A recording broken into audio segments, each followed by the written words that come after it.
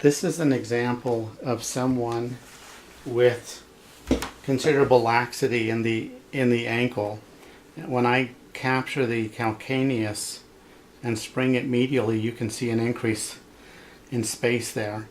And if I compare that to the other side, I realize the camera is not looking at the other side, but there's just a distinct difference. This phenomenon of increased space here just doesn't happen. And I'll move the camera shortly and I'll show you the same test on the other side. And what I'm going to do now is a classical anterior drawer test evaluating the talofibular ligament. And this is a positive sign. There's laxity there. And I'll show you the test on the other side where there's no excursion. So once again, here is taking the calcaneus into more inversion or varus.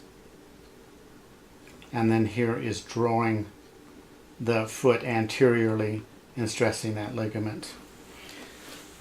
Okay, let's move the camera and I'll show the same test on the left side.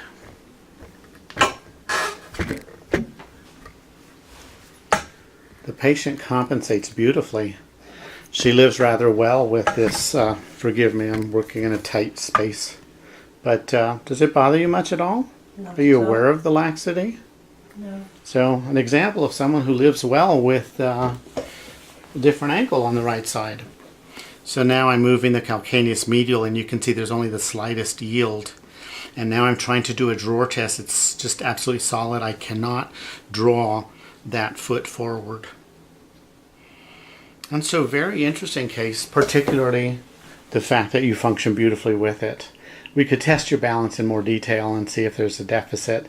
We could test your strength and see if there's any difference in endurance or strength in the muscle. But overall, day-to-day function, you do really well, don't you? Mm-hmm. And you're quite active. Yes. Very good. Well, I thank you for letting us film this.